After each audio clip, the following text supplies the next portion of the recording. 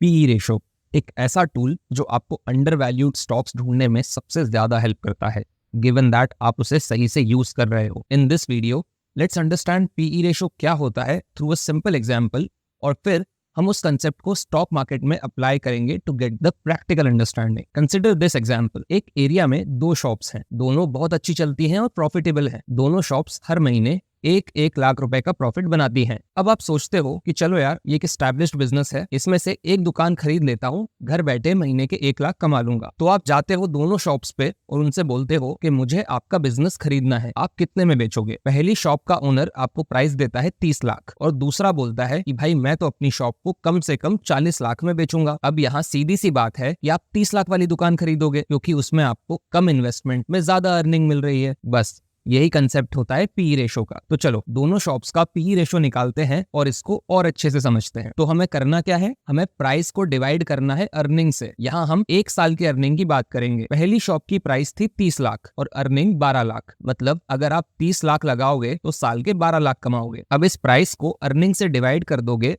तो आपको पता चल जाएगा कि आप ये 12 लाख कमाने के लिए कितने गुना पैसे दे रहे हो। तो 30 डिवाइडेड बाय 12 होता है 2.5। इसका मतलब ये हुआ कि 30 लाख लगा के आप 12 लाख कमाओगे, या फिर इन अदर वर्ड्स आप 2.5 रुपए लगा के 1 रुपया कमाओगे। वहीं पे शॉप नंबर 2 की बात करें तो वहां पे प्राइस थी 40 लाख और अर्निंग थी 12 लाख। तो सेम मेथड से इसका पी रेशो निकल के आता है 3.33। तो अब मुझे एक बात बताओ, आप 1 रुपया कमाने के लिए 2.5 रुपए देना पसंद करोगे या 3 रुपए 33 पैसे? ऑब्वियसली 2.5 रुपए, राइट? तो इस तरह हम जब भी कोई इन्वेस्टमेंट करते हैं तो कोशिश करते हैं कि उस इन्वेस्टमेंट का पीई रेशो कम हो, ज्यादा नहीं, ताकि हमें अपने इन्वेस्टमेंट की बेस्ट वैल्यू मिले। अब जब हमने ये समझ लिया है कि पीई रेशो का कंसेप्ट क्या होता है, तो इसे स्टॉक मार्केट में अप्लाई करते हैं। इसमें दो चीजें हमारे एग्जाम्पल से अलग होंगी। पहली ये कि हमने एग्जाम्पल को इजी बनाने के लिए दोनों शॉप्स का प्रॉफिट इक्वल मान लिया था, लेकिन ऐसा होता नहीं है।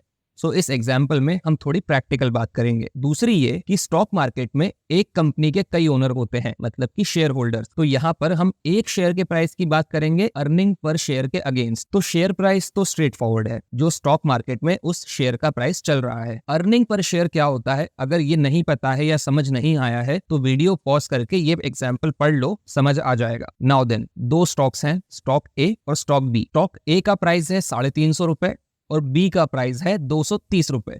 स्टॉक ए की अर्निंग पर शेयर है 12 रुपए और स्टॉक बी की अर्निंग पर शेयर है 6 रुपए। अब देखने में तो स्टॉक बी सस्ता है, लेकिन जब हम पीई रेशो निकालते हैं तो पता चलता है कि स्टॉक ए का पीई रेशो कम है, मतलब स्टॉक ए हमें सस्ता पड़ेगा, या दूसरे शब्दों में स्टॉक ए को खरीद के हमें ज्यादा वैल्यू मिलेगी। अब यहाँ पे हमें ये तो समझ आ गया कि स्टॉक का पीई रेशो कम होना चाहिए, लेकिन एक ध्यान रखने वाली बात यह है कि जब भी हम पीई रेशो को कंपेयर करते हैं तो ये जरूरी है कि एक ही सेक्टर की कंपनीज का पीई रेशो कंपेयर करें। हम बंदर और घोड़े की रेस करवा के ये नहीं डिक्लेयर कर सकते कि हमारा घोड़ा तेज है। आपस में दो घोड़ों की रेस करवानी पड़ेगी, राइट? इसी तरह आपस में दो आईटी कंपनीज का पीई रेशो कंपेयर करना लॉजिकल है, लेकिन आईटी कंपनी से हेल्थ केयर कंपनी का पीई रेशो कंपेयर करना बेवकूफी। So this is how you compare two stocks in the same sector and find out which one is undervalued. एक बात ध्यान रहे, ये इकलौता फैक्टर नहीं होता है, दूसरी भी चीजें होती हैं जो कंपेयर करनी पड़ती है, and we'll talk about those things in upcoming videos. This video is part of a series जहां मैं सभी इंपॉर्टेंट फाइनेंशियल रेशोज को कवर करूंगा जो आपको हेल्प करेंगे सही स्टॉक्स फिल्टर आउट करने में। प्लेलिस्ट का लिंक आपको डिस्क्रिप्शन में मिल जाएगा। अगर वीडियो हेल्पफुल था तो इसे लाइक कर दो और चैनल को सब्सक्राइब कर लो to get more videos like this, and I will see you in the next one.